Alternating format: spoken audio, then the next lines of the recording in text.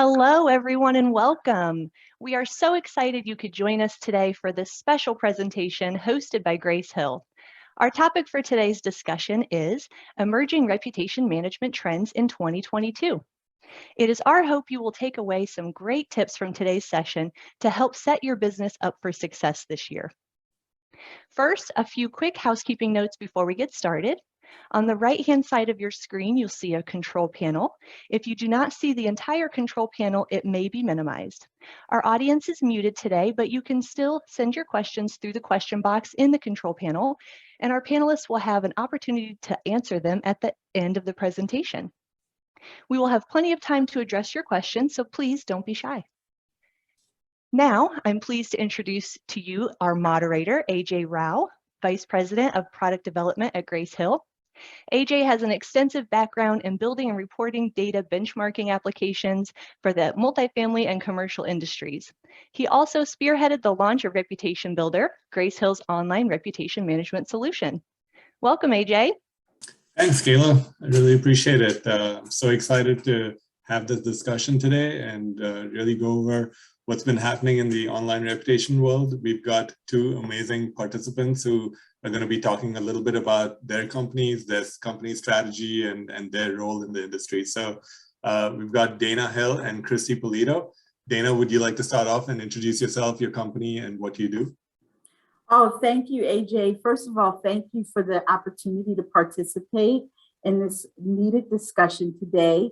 I am the Senior Director of Engagement here at RangeWater, and most people hear that wonderful title and they say, how nice, can you explain what that means?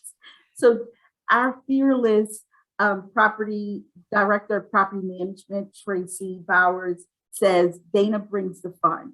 But what that really means is that I am responsible for maintaining the engagement, the healthy cultural engagement that we have here at RangeWater while we are going through a major growth trajectory.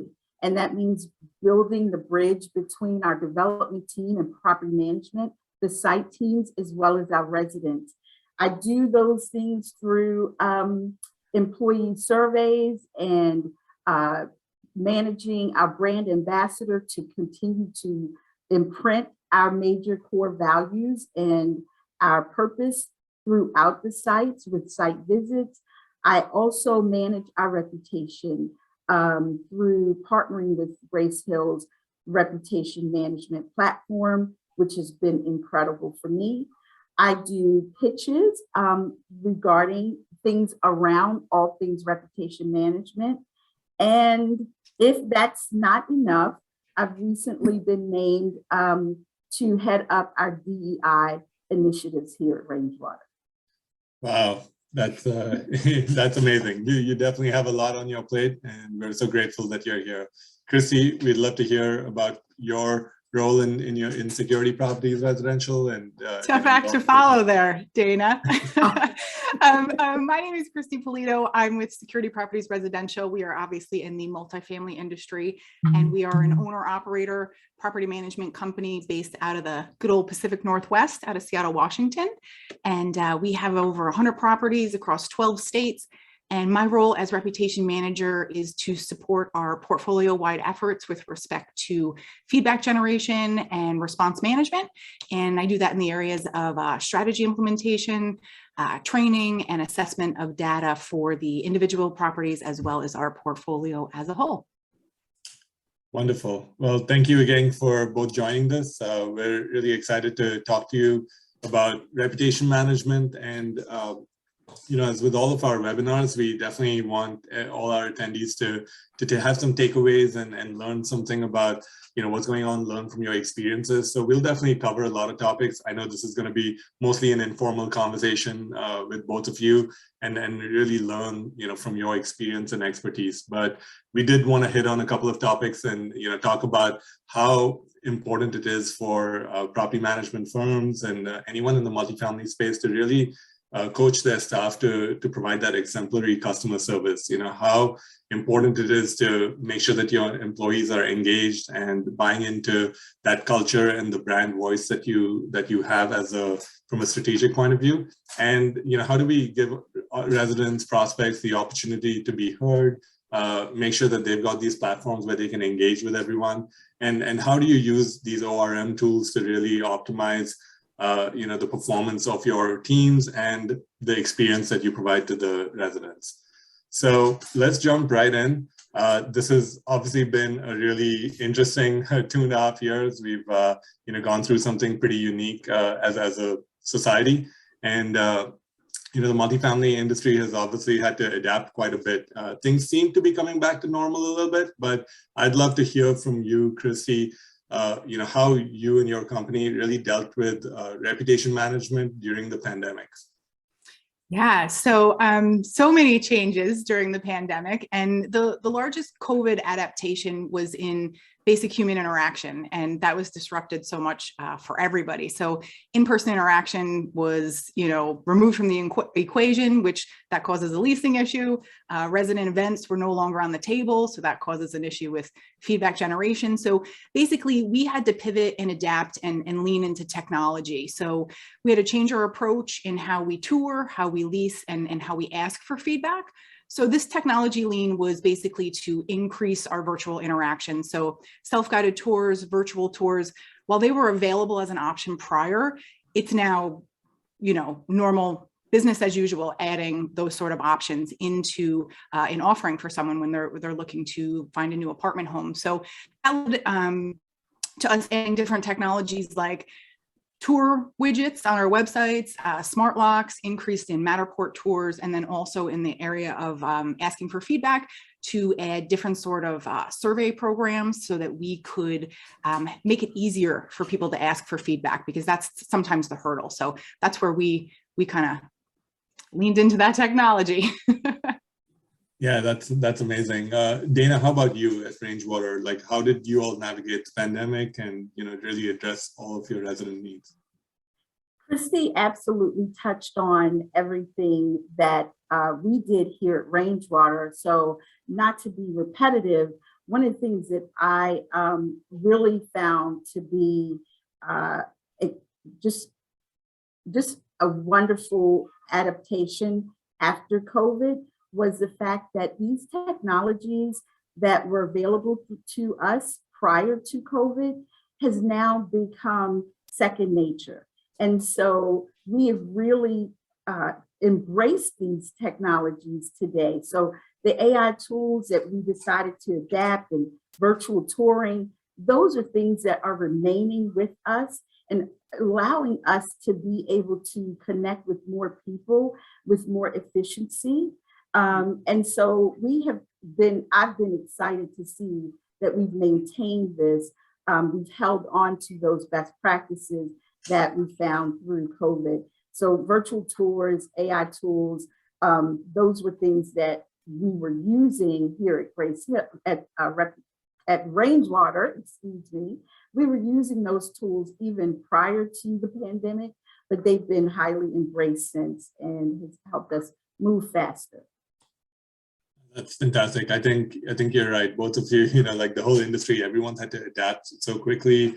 It's obviously there were a lot of people moving during the pandemic or right after, needing more space, needing a change of scenery. Remote work really kicked in, and so we conducted the NMHC Grace Hill Renter Preferences Survey last summer and fall. And we went out to over 1 million residents all over the country, and we got responses from over 220,000 renters, and that's a ton of data, right? And mostly that survey focuses on the amenities that they have or they wish they had at their communities, what they placed priorities on, some of their apartment search behavior, like when they're looking for their new home. So it's a ton of valuable data, and as you can see, 83% of them, when they're searching for a home, they look at the community website, the company website. We saw an uptick in how many people actually focused on a community's social media feeds, which only reinforces just how important it is to engage with them in those channels. A couple of other interesting stats that we got from that survey really shows just how important that brand and reputation is when someone's choosing a home. 69% of them said that the company's reputation was the reason that had an influence on their decision-making for their lease. 84% of them said that the ratings and reviews influence the decision. We know that, that happens when you go to a restaurant, Airbnb, whatever it is, but especially when choosing a home. But to me, that 79% number, which says that the ratings and reviews really stop them from visiting a property, that was huge, because that just shows how important it is to make sure that you're engaging with people who leave reviews and really help others who are searching for property. So I'd like to pause right here, and I'd love to hear your feedback on just how your company approaches reputation management, how you approach, connecting with people who leave reviews, and what channels you use. Kristie, would you like to go first? Sure. Yeah. So our approach is basically a proactive approach. We try to respond to all of our reviews. It's 100% is a tall order, but we do make the effort, and we do have our online team, or excuse me, our frontline team reach out if they can identify the reviewer. We have internal communication so that we can use customized responses to be able to educate a prospect. Maybe it's a property that doesn't have a whole lot of parking, so if you're considering this location with your 2 cars, your RV, and your motorcycle, it's probably not going to work. So we try to move forward towards the fire if there's an issue, and have open communication so that we can build relationships or repair. We know that we can't fix everything right this second, but in this space of having a proactive approach with our online reputation management, if we keep track of what residents' wants and needs are, and open lines of communication with our asset management teams, we can keep a roadmap going and work on items that residents tell us are important to them, and happiness about where they live. In reference to sources that we use, we are heavy in the space of Google for review sources. And when we talk about social media, we get into the LinkedIn area, Facebook, Instagram, and we know that there's the big talk about TikTok, but we haven't, stepped over into that space yet. That's great. That's great. And how do you go about managing that? Do you have like a centralized way of handling that, or do you have your teams kind of manage it on their own? Yeah, so we do a centralized approach. We have the frontline teams rock the customer service area, and then we have a process set up where it's our hub team out of the corporate office that responds to all of our reviews. So reviews will come in, we send a ticket to the site teams, they give us the information that they can. If they can identify a reviewer, they reach out so that we can hopefully work to turn that review around online. And then we post the customized responses with the details they provide from us from the hub location. That's great. And Dana, I'd love to hear a little bit more from you as well. Like, how does RangeWater approach this? How do you have a centralized or decentralized approach? Yeah, so it's a combination for us. We also partner with Grace Hill, and we are using the combination of the survey platform with Reputation Builder, which enables me to have full visibility of the properties that we have partnering on the site. And I love it because I get to actually look at the data and analyze the data that is coming in through reviews as well as through the surveys, which helps us in terms of informing how we train, what we focus on to create upskill talent around our portfolio. But additionally, we are answering the reviews internally from the corporate office. And then we also lean into the site teams to help us, like Kristie mentioned, to help inform and give us more color and detail. We do maintain kind of a list of scripts to really make that easier for us as well as the teams to be able to be responsive pretty quickly. And so between the hybrid of us managing answering reviews from the corporate office to the site team, that helps us to really respond on a high level. So our response rate is pretty impressive as well. As far as the sites that we focus on, right now today, as everybody, right, Google is king. So Google is definitely number one for us. But when I started here at RangeWater, we were looking at Google, Yelp, Facebook, and apartment ratings. And later on, I learned that we really should be putting greater emphasis on Facebook. So I'm trying to redirect us to make sure that we maintain that high focus on Google, but that more than Yelp, that we really drive a focus on Facebook, because it's really taking over the world right now in terms of being able to interact and engage with prospects and potential residents. As far as social platforms, Kristie touched on it. One of the latest things that I've learned is that TikTok is really leading the pack. And so if we don't have a presence there, we are really missing out. So that is another focus for us. Of course, LinkedIn, of course, Facebook, but definitely in terms of those social sites and platforms, certainly IG, but TikTok is becoming the new place for us to really focus on being able to connect with potential residents and prospects. Yeah, that's amazing. I think that's, part of that adaptability of our industry, right? Like just Yes. recognizing that there are these transitionary phases, and there are certain applications, certain trends that just come up, and we've got to pivot. We've got to, adapt to the nature of the times and go with that. So, it's really interesting to hear you, Dana, talking about, having some sort of centralized approach at the corporate level, but then also deploying that through your field teams. And I'd love to spend some time talking about the brand voice and really understanding how you both within your organizations really get the whole organization to buy into online reputation, because one of the things with that is authenticity is key.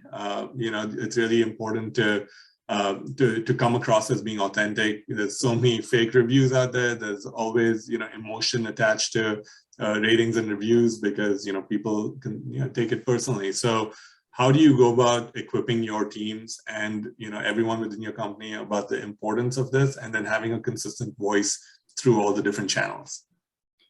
Training, and training. We also have the benefit of an incredible marketing team led by Dana Pate, the two Danas, and they really do an incredible job of inspecting and ensuring that we are following the same hymn book in terms of our brand and our brand voice. But additionally, our leadership has made reputation management very critical to the industry, to RangeWater. One, by bringing on somebody like myself that is going to be targeted and focused on how we manage that on behalf of the company. And I get to do that on a regular basis because I have opportunity to present to our teams every Monday, and I have an opportunity to present to our leadership every Friday.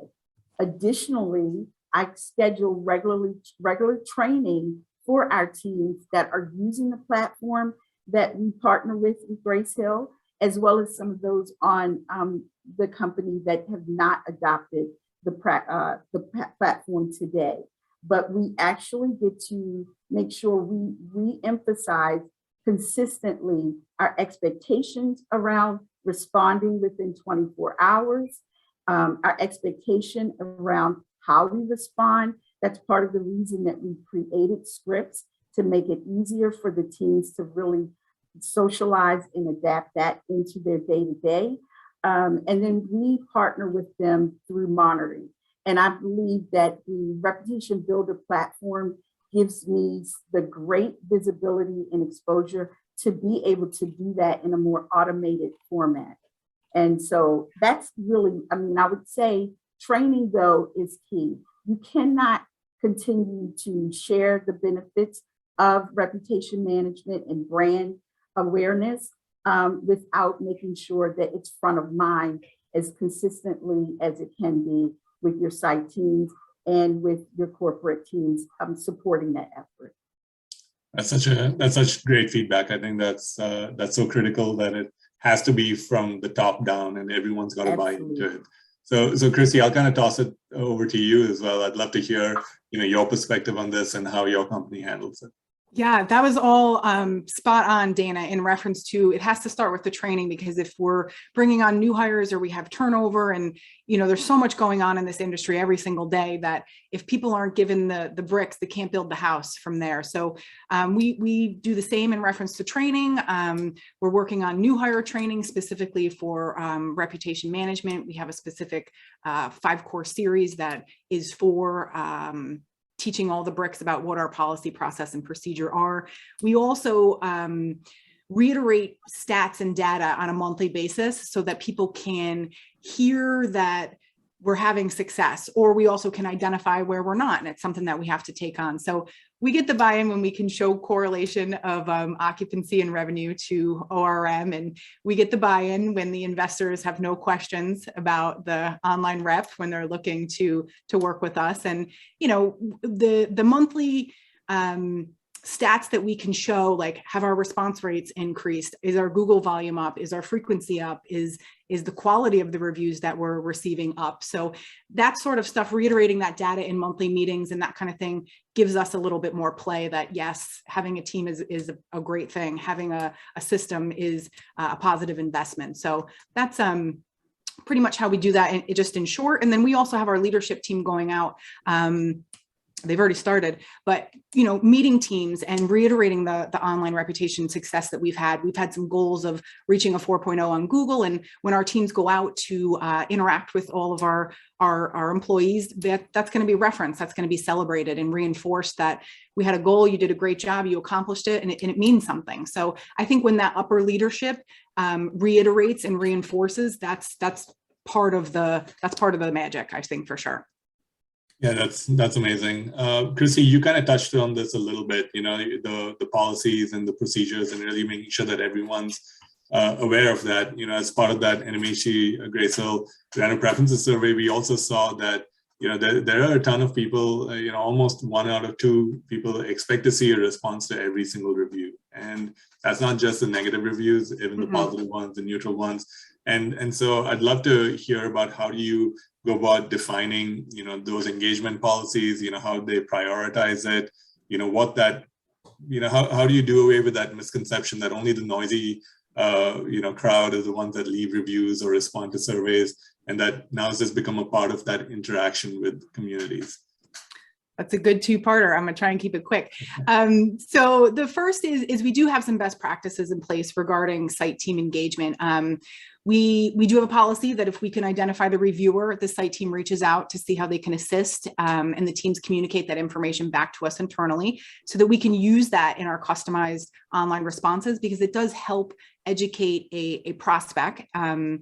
And prospective renters, as you're saying, are looking. So we do the positive and the negative for responses we go for 100% response rate. Sometimes you can't do that for a 10% reason, but we do work towards that. So we try to basically solve the issues and do better. And then it provides us an opportunity to ask for feedback again for their most recent. So that kind of leads into the second part of what you asked, that most likely feedback is negative. So that's a habit. So the review world is like an emotion ocean anyway. There's some sort of emotion that goes along with, I either did post and it was awful, or I did post and it was good. So you're mad and you post, or you feel well taken care of and we ask you 5 times and then you post. So it's some sort of emotion that's going to prompt it. And if there's a lot of negative feedback on someone's online pages, it's usually because they're not making it a habit to ask. So it's really important that we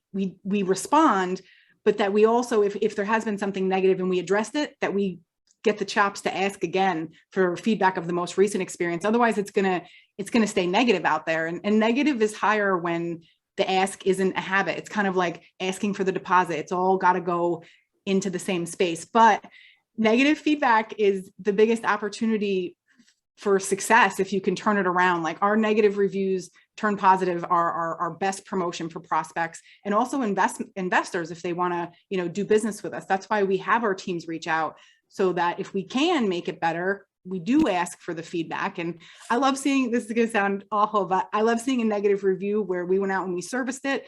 Then the person hops back online and was like, it was crappy, but now I'm happy. So those are where our biggest brand ambassadors come from. It could be a 1-star review and they had a poor move-in and we found out why. And it's really just because the rug needs to be tacked down in the entryway. And every time they walk in, they get upset about it. But they never told us in the office, but they're telling us online. So we reached out, we were able to rectify, and then they've had 3 referrals since. So I think it's really important that we reach out, we take the time to listen, we do what we can to make it right. We ask for the feedback again, and we've made the connection, we've fostered the relationship, and they're willing to give us the opportunity to improve. So they feel well taken care of.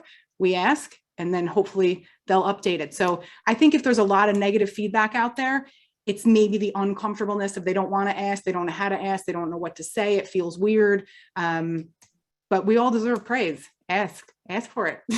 Absolutely. And I think you underscored that, it's an opportunity, right? It's an opportunity to engage. It's an opportunity to rectify the situation and then, showcase the fact that you were willing to accept it and move on and create a better experience. So, at the end of the day, I think it's all about creating that ultimate resident experience. It's about creating that ultimate, prospect experience when they're visiting your communities.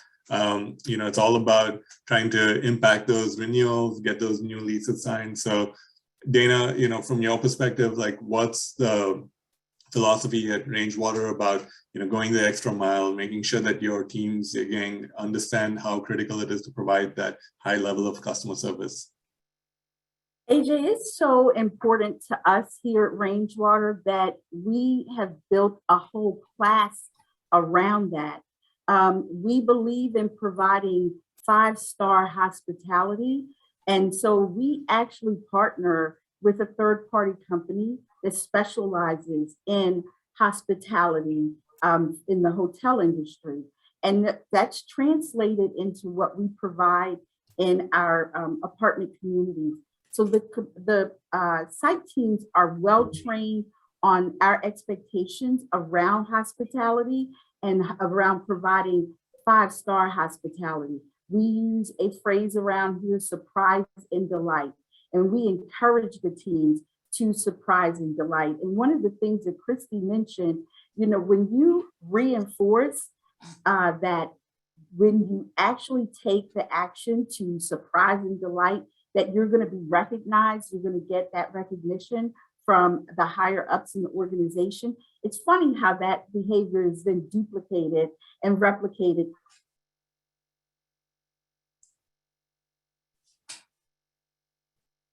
Oops, I think Dana froze a moment. I was like leaning in, like, yes, that's good. Tell me Love more. is hanging, but hopefully Dana will be back. Kristie, I'd love to hear from you while we get Dana back. Like, how do you go about deploying that mindset and that customer service mentality across your organization? Yeah, like she was saying, I think it's just reinforcing from all levels that, this is what we do. This is why we're all here. This is a customer service based industry, and we provide exceptional living experiences one wow at a time. So being able to use every opportunity as a space to engage and create a relationship, like it's not just one interaction that gets someone to give us feedback. It's all of them together. It's you ignored me in the hall and I said hello to you. So it's every time we interact is the opportunity to, represent our brand, reinforce the service that we want to provide. So I think it's just being aware and taking every opportunity that we can to build a relationship. Because in this space right now, everybody's a little funny. Lots of crazy things just happen to all of us, and we've never been through this before. So people are having emotional issues or, staying away from other people. So I think any sort of human interaction we can give to our residents shows that we care. And it's almost like we all get a blank slate. Like we're almost all starting over because it's kind of fresh. All these crazy things happened, but anybody can start fresh today and turn their reputation up, turn it right around, because you just start with being human. And I think everyone's lacking it so much. So it's not this big, huge, this is the magic bullet. It's being kind and, starting with care, just, being human to each other. I love that. I love that. That's exactly what the world needs. And, it's one of those things that's also hard to measure, right? It's hard to, it's not necessarily a tangible measurement that, ties back to the bottom line always, or, you've got to figure out how you do that. It's building it up over time. So I think you touched on this slightly earlier, but what are some of the metrics that you use to, again, evaluate the success of these types of initiatives, right, and training? Yeah, so metrics that we use is we do a lot of, we have a heavy presence for Google, and we use Google scores and Google volume, and then also a customer service index per our reputation management system to kind of be able to gauge, are we being successful? Where do we need to pick it up? That kind of thing. So our metrics are pretty simple. We don't try to make it too hard, but we are always focusing on, are we increasing in volume? Are we increasing in quality of reviews? Is our frequency increasing? And then response rates is always something that comes into play. We have a small but mighty team. And I'm always so impressed with our entire marketing team, but also our rep team as well too, of just keeping up with this pace. This 100+ properties is a lot, and we really do work to customize things. We're not out there just copying and pasting all day. So I try to give some praise in that area as well too, because this is a simple process, but it's not easy. All the emotion that's involved. Again, we all just need to be kind to each other, but using specific metrics like that, Google is a main focus for us. So we do a lot around that. Yeah, that's amazing. And I think, when we look at, the latest generation of renters, or the latest, influx of renters, it's beyond just having a place to stay and having low rent. It's they want to know that you care about them. They want to know that you're invested in their well-being, and creating a sense of community, really giving them that opportunity to have a happy life, right? Because they spend so much time at home nowadays. So you touched on this a little bit about just having small but highly skilled teams. I think the expectation on teams is to be so multifaceted. You're not just a leasing agent who's only worried about closing out your leads and getting the prospects to sign. It's way beyond that. So I'd love for you to talk a little bit about that and how that all plays into your overall strategy.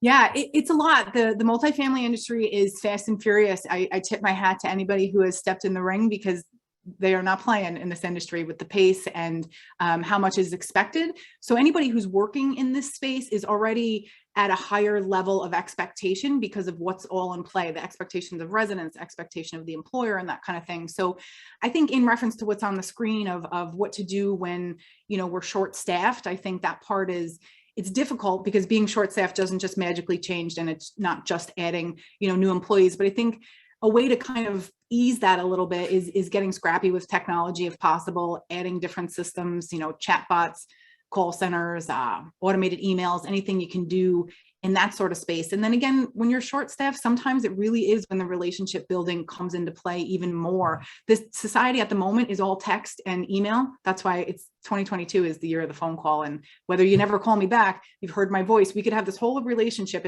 throughout an entire year, and we've never actually spoken. But every third week or 4 days after your work order, you can expect that I'm going to call you. So sometimes it's really just having empathy and telling residents that they're important, their issue is important, and saying, not as an excuse, I'm the only one here, but I'm the only one here, you're important, you're next, and I'm going to follow up. And then it's doing what you say you're going to do, even if it doesn't bring them the answers. If you were supposed to rectify X, Y, and Z, you call Mrs. Smith and say it couldn't get done, but making the phone call makes it so she's going to give you a little extra space to kind of get to the next space of trying to assist and the parts off back order. So now we're coming over, that kind of thing. In reference to measuring the ROI for the ORM tool, I think that's something that's happening on a daily basis, and kind of goes back to that monthly reporting to be able to show increases or decreases, or is there an issue out front that's outside of our control and it's affecting our reputation? Is there a gas main leak and it's been construction for 3 weeks? Is that something we have control over? Possibly not, but we are trying to create an extra entrance in the back way. So maybe now's the best time to do that. And maybe the reputation will change around that too. And it's not really something that's static, right? Like that's one thing about online reputation, is that it's fluid. It's constantly changing. You've got to be on top of it. It's one of those, tough benchmarks to really accomplish, because you've got to be doing it every day, day in, day out. that's where the reporting comes in, to be able to just identify how things are moving along and or not moving along, like where we need to improve. So you're right, it's definitely fluid. Sometimes it's a riptide. That's great. Thank you for that. So, as we get close to wrapping up, I'd love to hear, some of you're such an expert in this field, and when it comes to online reputation, I think there are firms that are in various stages of their maturity in terms of adopting tools to really help their company. Everyone knows that it's important, and they, have to pick and choose what's the right way to go about it. So I'd love to hear from you, and welcome back, Dana. Yeah, I'll be quick so Dana can jump in as well too. So I'm a big proponent of, well, I guess the two things would be identifying a strategy and having a platform. So I'm a big proponent of having a platform regardless of whatever size you are, even if you're just one location, one person. If you can handle the investment of doing it, it brings everything into one space. You're alerted in one space, you can respond in one space, you have the reporting, which is so necessary. And if one's budget doesn't allow for it, I would suggest making sure that you set up alerts on Google, Yelp, apartment ratings, apartments.com, all that kind of thing, so that you do get an email, and then that'll jump into the strategy. So being able to have a strategy internally and externally. So how and when do you ask for the feedback? How do you respond once you get it? And where do you track all of that? So I think identifying trigger points where you're going to ask people for feedback, and then what's the process once we do get it? Who's responding to it? Do we have an internal conversation? Do we do customized responses, or do we outsource it all? So I think identifying a strategy, internal and external, and then also vetting a platform, because I'm a huge proponent of that. Just do simply, if it, at the very least, for the reporting. So yeah, how about you, Dana? Welcome back. I feel for you, the technology. You're muted.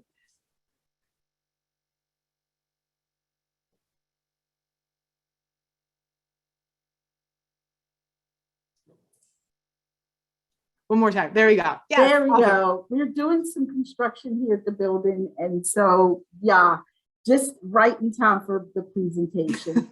So honestly, this probably works out that the truth is Kristie and I are probably repeating each other in terms of how you create a great reputation management program at your company. It's really not some dynamic thing that we're going to come up and share today. She's saying everything that I would say. What you need to do, I think, is very critical to the success of a good reputation management program, is definitely finding a company, a third-party company to partner with, such as Grace Hill's reputation builder platform. I really do think that that's key. And then they can help you construct a strategy that works and fits your company and the size of your company and what you see your goals are, what you want to accomplish. Because a lot of times when you're stepping into this lane for the first time, it can be very nerve-wracking and you almost don't know where to begin. So I think seeking the experts that are in this lane, in this field, in our industry, probably goes first. And then that enables you to cultivate a strategy that actually works for your company with the guidance from those that have expertise in the field.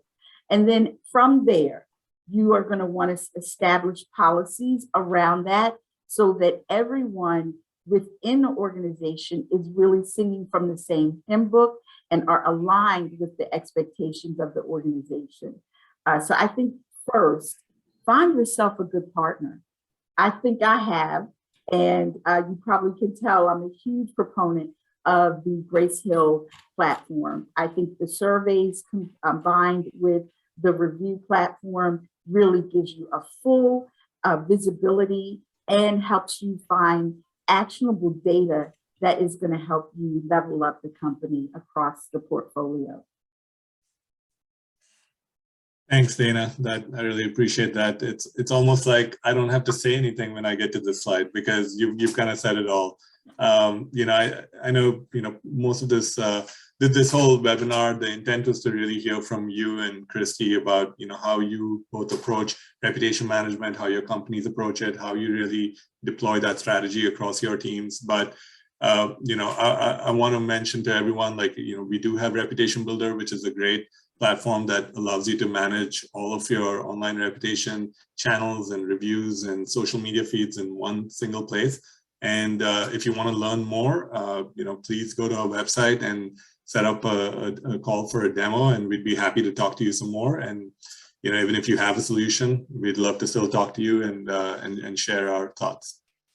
So I know we are at time about 40 minutes or so. We probably have a bunch of questions. Kayla, I know you're moderating some of those questions. I'd love to see if there's anything for Kristie and Dana that we can toss to them.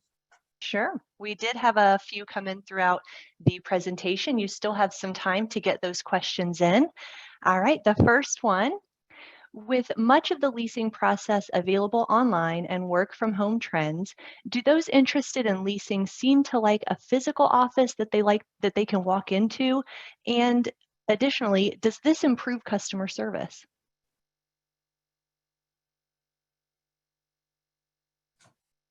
You want to go? I'll go. It's up to you. Okay, I feel like I want to give you a minute because you got cut off. But it's up to you. Yeah, go ahead, Kristie. Sure. I think people do want the in-person in the office, but I think everyone's habits have changed. And I think most companies have upped their game. So if someone's not used to doing something online, like I don't want to do that usually. But I think people's processes have improved so much that it makes it so much easier. And I think it's all about when someone approaches, you pick up the phone and it's like, oh, I have to do it, it's got to be virtual. It's like, let me walk you through it. So again, I think people may prefer to come in, but again, with the pandemic, some people are staying very far away from anyone. So I think it's 50-50, but I do think if you have someone who's hesitant to do the virtual tour, it's all in the leasing agent's care and time that they take to walk them through it. And that part is actually where you're creating the relationship, getting them doing something that they're not 100% comfortable with, hopefully having them love it. And then once they're done with their tour, you can ask them for feedback of their experience. Great. That's great. I've got a question here from Mark who says, what are your best practices for garnering reviews during or after events? He says that sometimes, text and email follow-up doesn't always cut it, and feels like you almost have to give away AirPods, especially to the student housing community, for them to respond and leave reviews for you. So, do you have any thoughts on that? Whether incentivizing for reviews is the way to go? So is that for Kristie or me? Dana, why don't you take that? Okay, great. That is really true, Mark. You do feel like you have to give away the store to be able to curate a review. But one of the things that we have done, we try to adopt technology. Innovation is key to us here at RangeWater. We use something called a MyTap card. And when we're at events, we actually make sure that we have that. Even after touring the property, we have our MyTap card available. And it's just a piece of equipment that allows you to just tap up against the resident's phone, and then it drives them directly to the site that you would like them to leave a review. This has worked out great for us because you do want to capture that prospect or that resident when they are in that feel-good moment. A lot of times asking and then them leaving, they probably are not going to leave that review, no matter how many times we ask, especially if it was a good experience. And that's unfortunate. So we found that by using the MyTap cards and equipping our site teams with that for events while they're touring, our service techs when they've done a work order, we've really been able to boost up our reviews on Google. That's fantastic. That's a great, sounds like a pretty amazing tool. Kristie, this question's for you. Jamie asked, what's the very first step to get started with Google reviews? It seems overwhelming to her. So. Yeah. So very first step is claim your page. So, you know, maybe someone's an online business or something like that, but most likely people are sticks and bricks of some sort. So it would be claiming your page. If you are a solo entrepreneur, you can hide your, you know, personal information and that kind of thing. And on the back end of Google, there is a place where you can generate a review link. So that would be the first simplest space. And you can do a few things with that. You can send follow-up emails. You could make a QR code if you have in-person events, something of that nature. So the first thing would be to claim the page and then optimize the page with any sort of pictures, name, address, phone number, all that kind of stuff, because that helps in your search ranking as well.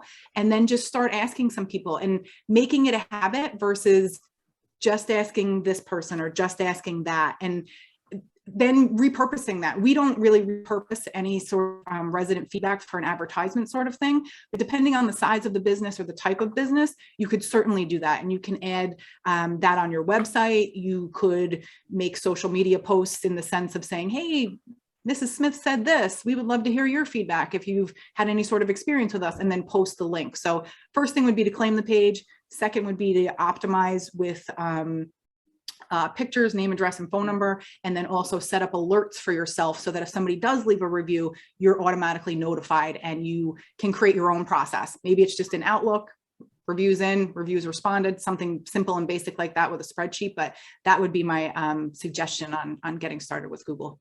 That's great feedback, because we've also seen how critical that listing accuracy and just basic information, like you just said, the property name, the address, the phone number, just making sure that that's consistent across all your different ILSs. Obviously, you know, having it updated on Google so that it syncs up, you know, that's critical. It affects your SEO. It really makes it easy to find and engage with the community. So that's great feedback. I do have a question from Laurel, and it's for both of you. Dana, you can get started first, but what's the one thing you wish you could measure in regards to reputation that we just can't yet? Oh, wow, that's a really good question. I think that, you know, the unknown is probably difficult for me to be able to share with you right now, because I honestly feel like, and I really know I sound like a commercial, but I honestly feel like partnering with Grace Hill has enabled me to measure everything that I want to see. I want to see things like Kristie mentioned. I want to see our numbers, where we're benchmarked, how we compare to other portfolios, how we compare to our own portfolio, the Kingsley Index. I want to be able to see year over year, month over month, and their platform enables me to see all of those things. So for me, I haven't identified something that working with this platform has not enabled me to see. And because they are so nimble, I would say that if I did come up with something, that they would work with me to uncover how we can solution for it. I think that's great feedback, because I think Grace Hill is very aware of the industry and the need to adapt and add and that kind of stuff. So for us, we're heavy on data. I love a report. I get it from my boss. She loves a report, like you say, year over year percentages. So something I think internally that we have a conversation happening about is, how do we pull all of these systems together to create like a master dashboard? Like, how does my Kingsley score for property A coincide with their Google score? When our Kingsley score goes up, does our Google score go up? How does that correlate? So we're creating a master dashboard so we can take occupancy, all the things from all the different systems and put them into one, so that we can kind of make a report card for each property and be able to say, this is your occupancy, this, you know, all the industry items, and be able to do that in one space. So currently what I can't report on is who were my top 5 properties in the last 2 weeks that, you know, totally went off the chart. You know, you can do that individually, but there's some spaces where if you want that information, you have to dig in deep. So I think, yeah, just kind of culminating all the information together to be able to give them the site team's usual information, because that's what we want to do. We want to make improvements. So I don't have a specific item, but I know internally we are creating the mother of all dashboards. So I'll get back to you. That sounds amazing. Well, I think what I'll do is I'll make this the last question. I think it's a great question because Marion asked about, you know, how all their vendor customer service, like how their vendors provide customer service, because there are lots of third-party vendors that you use, you know, at your communities, right? Whether it's for maintenance or you know, the grounds, groundskeeping, etc., landscaping, like their level of customer service, if that impacts the residents, you know, how much does that impact the management company's reputation? And how do you control that also? It sounds like that's the question. You know, what you don't know, you can't fix, right? So having visibility and awareness, I will say our partnerships with our suppliers is real critical to our success, and the customer experience that we provide. We want to be hyper-focused on being able to create a great experience to live at a RangeWater property. And that's why we partner with our suppliers. They are handpicked and selected because of the quality of service and reliability that they provide. So when we have times where we are looking at reviews where they are commenting on the curb appeal or the trash pickup, that is a key for me to then reach out to the entire team for that particular site. And I include our service techs, our regional, our managing director, as well as the community director for that property. Often, I am proud to say that they are saying, Dana, we already are on this and we have already solutioned for it. But I will say the survey feedback from residents and reviews helps us to hold our partners accountable. 100%. I would echo that in the sense that if you have a partner who's blowing leaves on someone's brand new car with the convertible top down, that's not kosher. That's not gonna go well. And then when someone reads that as a prospect, they're like, oh, I have a convertible too. What if that happens to my stuff? So it would be very much so, like Dana says, having visibility into those items, but being very aware of them, not just letting them, oh, there was 500 reviews that came in last month, so it was just 2 of them. It doesn't really matter. It's being diligent. It's looking for that sort of stuff. And like Dana said, connecting with the teams. And if we can't have conversation with the vendor of, you know, rectifying something, or they have high turnover and they're not willing to work with us, then sometimes it is, you know, cutting loose with a vendor if we can't get to a good space. But like Dana said as well too, we get in a really deep process with who we choose to work with. So we don't have a ton of that experience, but if we did, it would definitely be something that it can be a liability. So it's something we have to address right away. That's great feedback. Well, Dana, Kristie, this has been amazing. I know I've learned a ton. I'm sure everyone who's attended has also learned a ton, and I so appreciate your time. Appreciate everyone who attended the webinar as well. Yeah. And I think, Kayla, there will be a recording that's available for all the attendees, right, or everyone who registered. That's right. Thank you, AJ, Kristie, Dana, for your discussion. We had a lot of great tips shared today. This will be shared in the next few days. So thank you again. Everyone have a great day. Awesome. Thank you so much. Thanks for having us. Thanks for attending. It's great. Yes, thank you. Thanks, everyone. Bye-bye.